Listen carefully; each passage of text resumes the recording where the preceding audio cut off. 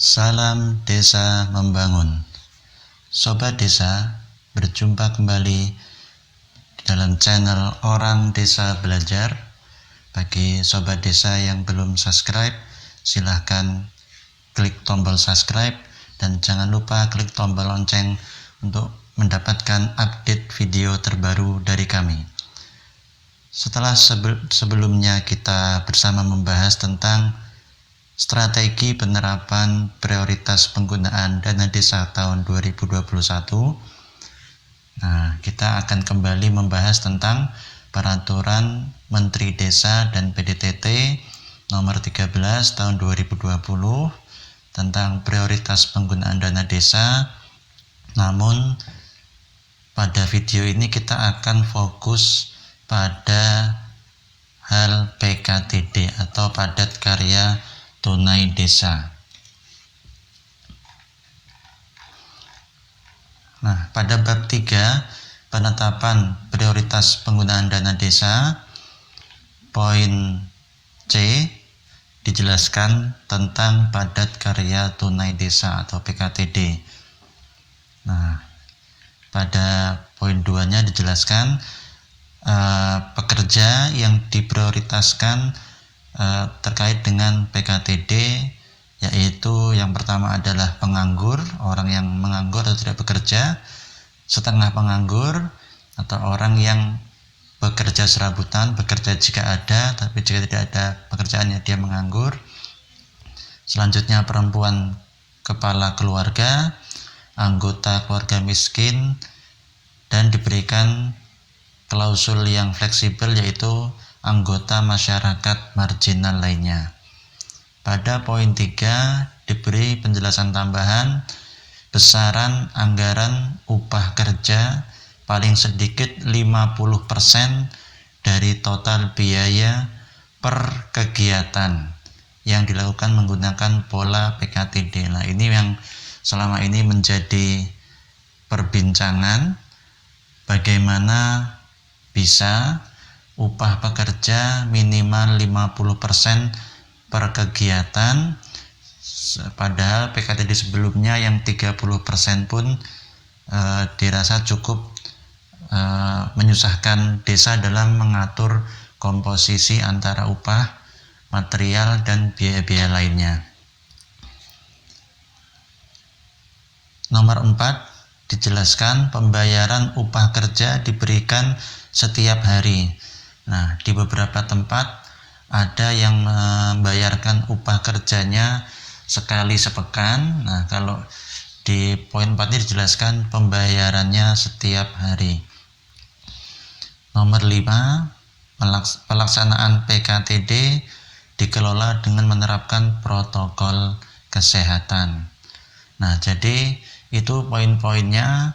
Yang pertama adalah orang-orang yang terkait dengan PKTD, lalu anggaran upah kerjanya minimal 50% per kegiatan dan dibayarkan setiap hari. Lalu kegiatan apa saja yang dimaksud menggunakan pola PKTD? Apakah kegiatan fisik, misal pembangunan jalan atau jembatan, itu harus menganggarkan 50% upah pekerjanya? Nah, ternyata tidak seperti aturan PKTD yang sebelumnya. PKTD di tahun 2021 diatur hanya terkait dengan kegiatan-kegiatan tertentu. Nah, jadi selain kegiatan-kegiatan yang diatur, tidak dibatasi besaran upah pekerjanya. Lalu kegiatan apa saja? Di poin 6 dijelaskan jenis kegiatan padat karya tunai desa antara lain. Ini A, terkait dengan pertanian dan perkebunan untuk ketahanan pangan. Nah, yang pertama, pemanfaatan lahan kosong milik desa untuk tanaman pangan dan perkebunan. Nah, jika desa memiliki lahan yang kosong, misal di sekitar kantor desa atau di sebagian desa memiliki tanah kas desa atau tanah bengkok. Nah, jika ada lahan kosong dapat dilakukan penanaman tanaman pangan dan perkebunan. Nah, kegiatan tersebut dianggarkan minimal upah pekerjanya sebesar 50%. Nah, ini tentu menjadi solusi yang terbaik karena pemerintah pusat ingin agar semakin banyak warga desa, terutama yang layak tadi, tidak memiliki pekerjaan, atau setengah penganggur, atau perempuan kepala keluarga atau keluarga miskin, untuk mendapat sebanyak-banyaknya bagian dari dana desa, sehingga perekonomian di desa semakin meningkat dan merata. Yang kedua, pemanfaatan lahan kosong milik warga untuk penanaman sayuran dan lain-lain. Ini tentu perlu diterapkan dengan hati-hati karena pemilihan lahan milik warga itu menimbulkan iri atau kesenjangan sosial. Nah, poin pertama tadi, pemanfaatan lahan kosong milik desa ini dapat dianggarkan. Kita langsung masuk ke Siskudesnya, kita masuk ke parameter referensi kegiatan di bidang pemberdayaan masyarakat, subbidang pertanian dan peternakan. Nah, ini ada kegiatan peningkatan produksi tanaman pangan.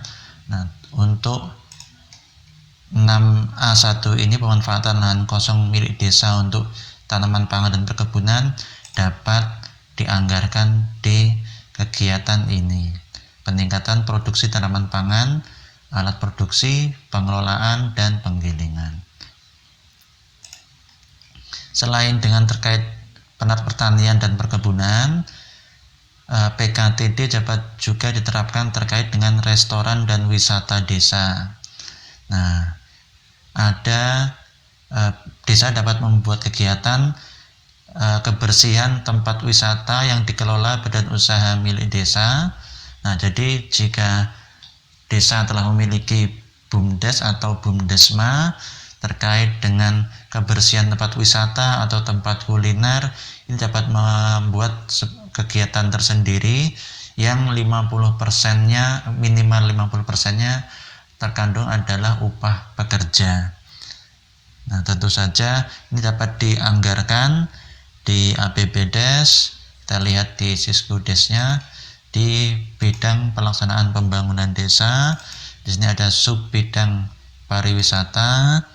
Nah, ini ada pemeliharaan sarana dan prasarana pariwisata milik desa.